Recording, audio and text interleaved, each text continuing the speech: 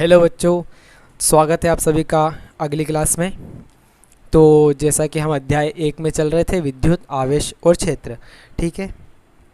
तो उस वाले अध्याय में हमने जाना था कि विद्युत आवेश क्या होता है, उसके गुण कौन कौन से होते हैं, मतलब उसकी प्रकृति कैसी रहती है। जैसे समान आवेश क्या करता है, प्रतिकर्षित, है ना। और विपरीत आवेश क्या करता है, प्लस माइनस या माइनस प्लस क्या करता है, एक दूसरे को आकर्षित करता है। इतना हम लोगों ने देख लिया था, ठीक है। चलो, तो अभी हम लोग इसके आगे चलते हैं। अभी आप लोगों के पास ये अगला प्रश्न है, आज का पहला, और ऐसे देखें तो हमारे इस अध्याय का दूसरा प्रश्न है। क्या है, विद्युत आवेश के गुण लिखिए, है ना। तो पहले मैं आप लोगों को बता देता हूँ, उसके बाद एक एक करके हम इसके बारे में समझते चलेंगे, ठीक है। तो विद्युत आवेश के ये आईएमपी टॉपिक है थोड़ा सा, तो आप लोग अच्छे से याद करते रहें, ठीक है। चलो, इसका उत्तर हम लिखते हैं। इसका पहला गुण है विद्युत आवेश की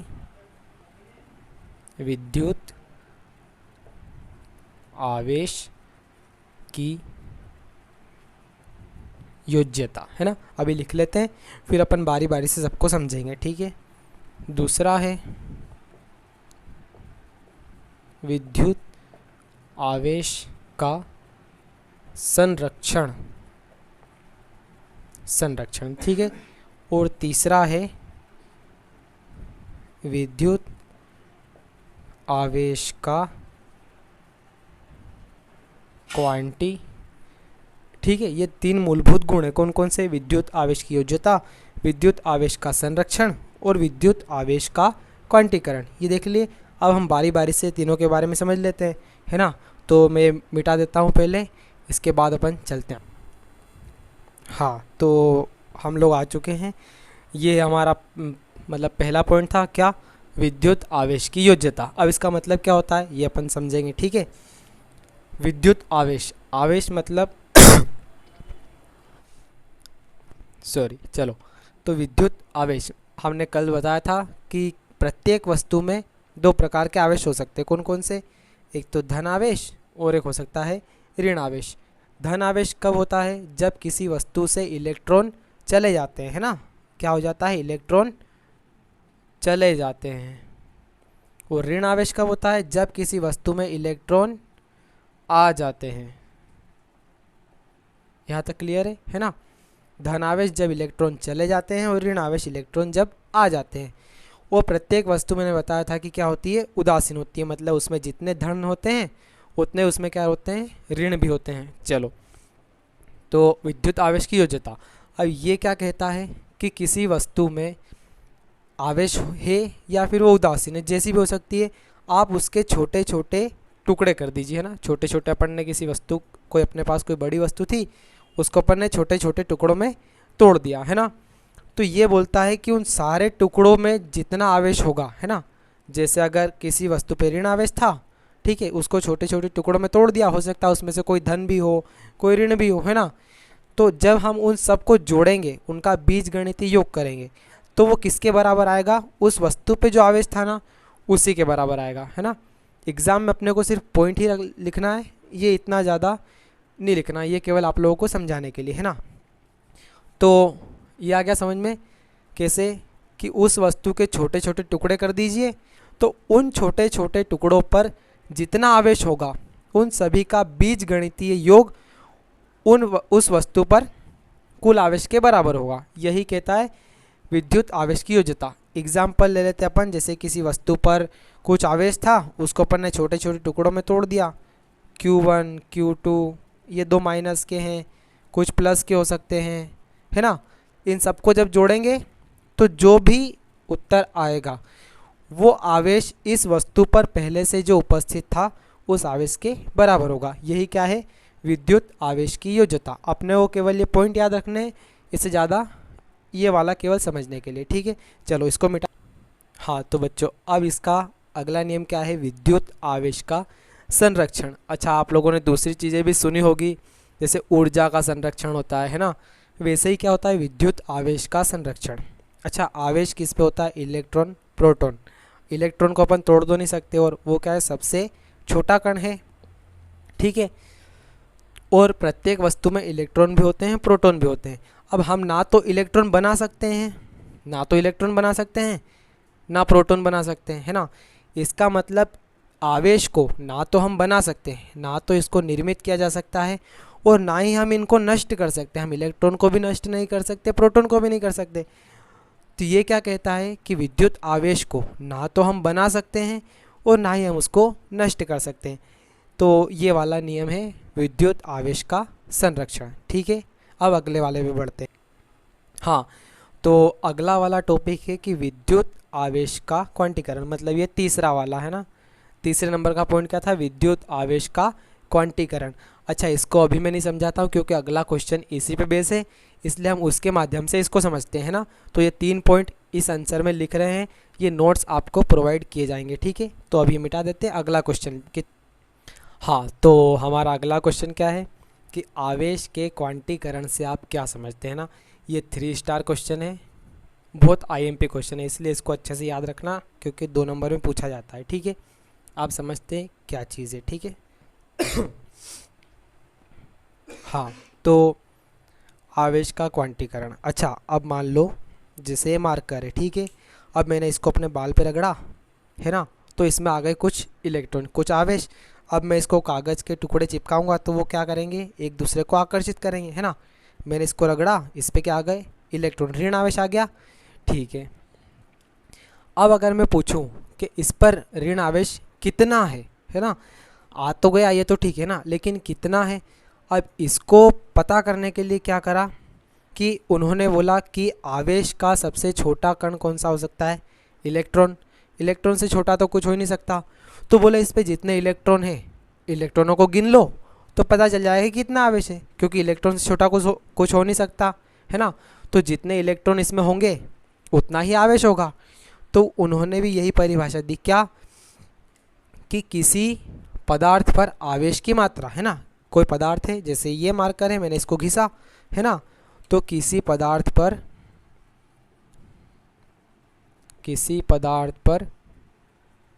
आवेश की मात्रा, है ना, जैसे इस पर आवेश की मात्रा कितनी है, तो इस पर उपस्थित 1 इलेक्ट्रॉन, है ना, मतलब 1 इलेक्ट्रॉन पे जितना आवेश होता है। चलो, 1 इलेक्ट्रॉन पर मैं आपको बता दूं आवेश की मात्रा कितनी होती है, 1.6 × 10⁻⁻19 कूलाम, है ना। ये होती है 1 इलेक्ट्रॉन पर आवेश की मात्रा होती है। इससे ज़्यादा अपन इससे कम नहीं कर सकते ना, क्योंकि इलेक्ट्रॉन पे है, इलेक्ट्रॉन को तो अपन तोड़ नहीं सकते, है ना। चलो, तो किसी पदार्थ पर आवेश की मात्रा 1 इलेक्ट्रॉन पर उपस्थित आवेश की मात्रा के पूर्ण गुणज, कौन से, पूर्ण गुणज के रूप में होती है। अच्छा, पूर्ण गुणज मतलब क्या, पूर्ण गुणज का मतलब भी यही होता है कि आवेश की मात्रा हमेशा, जैसे अपन गिनती गिनते हैं ना, इसमें कभी भी ऐसा नहीं आएगा कि आधा इलेक्ट्रॉन, 1.5 इलेक्ट्रॉन, 2.5 इलेक्ट्रॉन, ऐसा नहीं होगा। पूर्ण गुणज मतलब 0 से लेके 0, 1, 2, 3 ऐसे लेके अनंत तक, है ना। मतलब आधा, 1.5, 2.5 ऐसा कुछ भी नहीं होगा। क्या होगा, कितने इलेक्ट्रॉन हैं उन पर आवेश की मात्रा के बराबर होगा। अगर किसी पदार्थ पर अपन आवेश की मात्रा देख रहे हैं, आया समझ में। जैसे इसको मैंने घिसा, इस पर कुछ ऋण आवेश आया, तो अपन क्या करेंगे, इस पर कितने इलेक्ट्रॉन हैं उनको गिन लिया, मान लो इस पर 10 इलेक्ट्रॉन, है ना।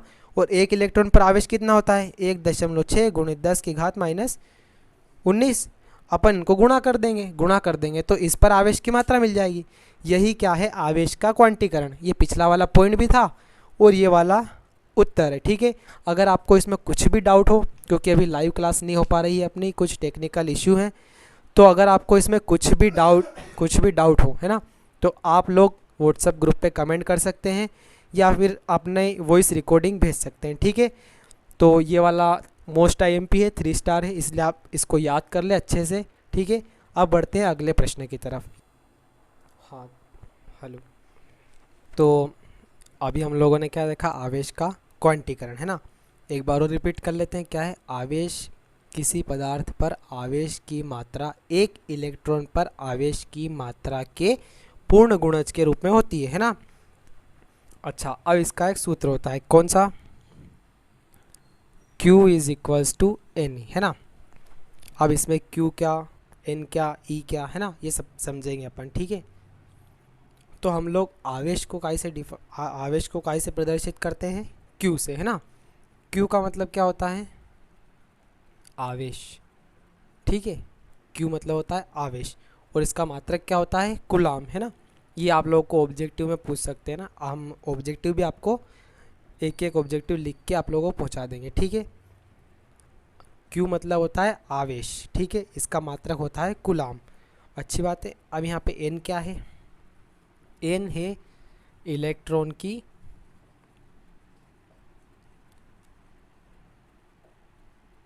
क्या है? इलेक्ट्रॉन की संख्या। मतलब अपन इस पर देख रहे थे, ऐसे करा, बोले कितना आवेश आया, तो हम लोगों ने बोला, मतलब साइंटिस्टों ने बोला, क्या बोला कि बोले इस पर इलेक्ट्रॉन गिन लो, है ना, और एक इलेक्ट्रॉन पर कितना आवेश है उसका गुणा कर दो, है ना। तो N क्या है? इलेक्ट्रॉन की संख्या, है ना। जैसे इसमें 10 इलेक्ट्रॉन है, 20 इलेक्ट्रॉन है ना। तो N इलेक्ट्रॉन की संख्या है, और E क्या है? E है एक इलेक्ट्रॉन पर आवेश की मात्रा। ये आप लोगों को याद रखना है, ठीक है। ये आप लोगों को याद रखना है क्योंकि बहुत IMP है और इससे ऑब्जेक्टिव बनते। क्या है? एक इलेक्ट्रॉन पर आवेश की मात्रा कितनी होती है? 1.6 गुणे 10 की घात माइनस 19 कूलाम। क्या होती है? 1.6 गुणे 10 की घात माइनस 19 कूलाम, ये होती है एक इलेक्ट्रॉन पर आवेश की मात्रा, है ना। अच्छा, ये समझ में आया? अपन किसी वस्तु पर चार्ज देख रहे हैं, है ना, तो साइंटिस्टों ने परिभाषा कैसे दी? बोले आप N मतलब इलेक्ट्रॉन गिन लो, है ना। बोले कितने इलेक्ट्रॉन है, इस पे गिन लिए। E क्या है? एक इलेक्ट्रॉन पर आवेश, है ना। इलेक्ट्रॉन गिन लिए और उसमें आवेश का गुणा कर दिया, है ना। तो अपने को क्या मिल गया? कुल आवेश। हाँ पर सर ने नहीं लगवाया। हाँ, तो इतना तो समझ में आया कि अपन आवेश देख रहे हैं। तो आवेश, है ना, किसी वस्तु पर आवेश की मात्रा क्या होती है? इलेक्ट्रॉन की संख्या और इलेक्ट्रॉन पर आवेश, ठीक है।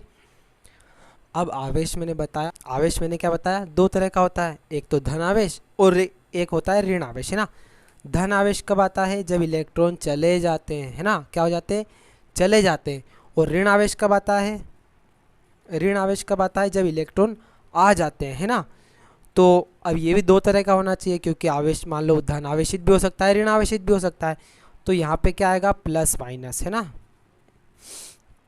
क्या आएगा? प्लस माइनस, ठीक है। ये थोड़ा सा और अच्छे से लिख देते हैं, ये Q बराबर प्लस माइनस NE, ये आप लोगों को याद रखना है ना, ठीक है। तो ये हो गया आवेश का क्वांटीकरण। अब चलिए बच्चों, अगला प्रश्न क्या है हमारा? मूल आवेश या इलेक्ट्रॉनिक आवेश से आप क्या समझते हैं, है ना। तो अच्छा, अभी इलेक्ट्रॉन से ही खेल रहे थे अपन, है ना, तो उसी पे चलते हैं। क्या? इलेक्ट्रॉन आवेश की सबसे छोटी इकाई होती है ना, मतलब इलेक्ट्रॉन को अपन नहीं तोड़ सकते।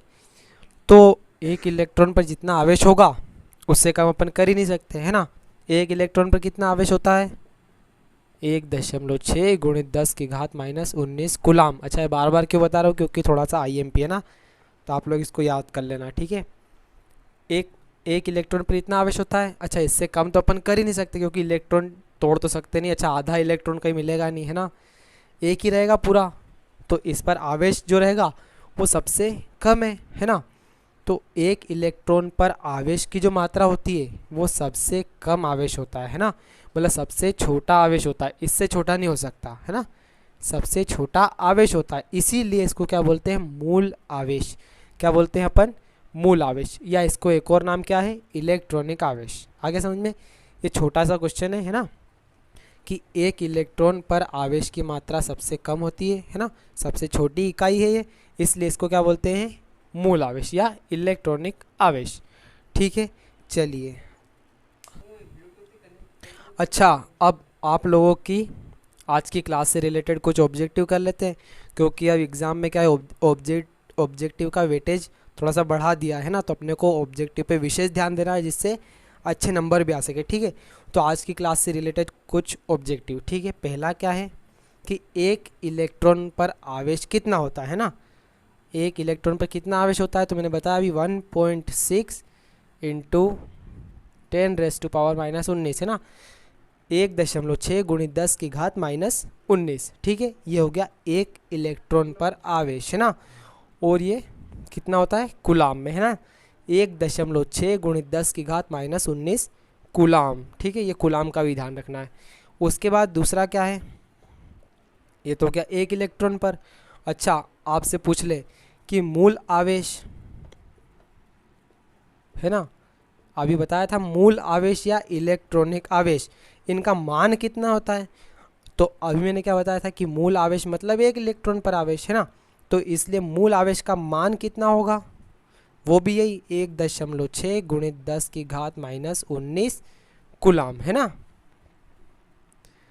1.6 गुणित 10 की घात -19 कूलाम, ठीक है। ये हो गया मूल आवेश का मान, ये है एक इलेक्ट्रॉन पर आवेश, दोनों एक ही चीज़ है लगभग, ठीक है।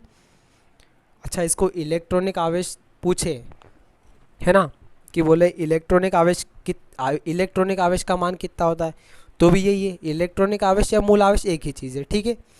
अच्छा, तीसरा क्या है, बोले आवेश का एसआई मात्रक है ना, आवेश का एसआई मात्रक। अच्छा, आवेश को काई से लिखते हैं अपन, क्यू से लिखते हैं है ना, आवेश को काई से लिखते हैं, क्यू से। इसका एसआई मात्रक क्या है, कूलाम। क्यों है, क्योंकि इसकी खोज किसने की थी, कूलाम साहब ने बताया आवेश के बारे में है ना। तो आवेश का एसआई मात्रक क्या है, कूलाम। इसको काई से लिखते हैं, सी से है ना, कूलाम को काई से लिखते हैं, सी से। तो एक इलेक्ट्रॉन पर आवेश हो गया, मूल आवेश का मान कितना होता है 1.6 गुणित 10 की घात -19 कूलाम। आवेश का एसआई मात्रक क्या होता है, कूलाम है ना, आवेश को काई से लिखते हैं अपन, क्यू से। एसआई मात्रक क्या है, कूलाम, कूलाम को किस काई से लिखते हैं अपन, सी से, ठीक है। चलिए, चलो, तो इसके बाद अगला ऑब्जेक्टिव क्या है, अगर कोई वस्तु क्या है धनावेशित, क्या है धनावेशित, तो उससे इलेक्ट्रॉन चले गए हैं या उसमें आ गए हैं। अच्छा बताओ क्या होगा, है ना, अभी मैंने बताया था आप लोगों को धनावेशित है, इसका मतलब क्या है कि उससे इलेक्ट्रॉन चले गए हैं, ऋण कम हो गया है, तो उसके पास क्या ज़्यादा बच गया है, धन है ना। तो इलेक्ट्रॉन क्या हो गए हैं, चले गए है ना। अगर कोई वस्तु ऋण आवेशित है तब क्या होगा, तो ऋण आवेशित कब होगी, बराबर धन भी बराबर होते हैं, ऋण भी बराबर होते हैं। अच्छा, जब धन चले जाए तो ऋण ज़्यादा बचेगा कि नहीं, या फिर कहीं से ऋण आ जाए है ना, तो क्या होगा, इस पे इलेक्ट्रॉन आ जाए, एक्स्ट्रा इलेक्ट्रॉन आ जाए है ना कहीं से, तो ऋण ज़्यादा हो जाएगा, इसलिए वस्तु क्या हो जाएगी, ऋण आवेशित। तो जब इलेक्ट्रॉन चले जाए तब धन, और जब इलेक्ट्रॉन आ जाए किसी वस्तु में अधिक मात्रा में तो क्या है। तो आज की क्लास यहीं पे समाप्त करते हैं। ये आज के आईएमपी ऑब्जेक्टिव हैं और आईएमपी क्वेश्चन है ना, इनको आप लोग याद कर लीजिए, और हम कोशिश कर रहे हैं कि जल्द से जल्द आप लोगों की लाइव क्लास रखी जा सके, ठीक है। तो मिलते हैं अपन अगली क्लास में, धन्यवाद।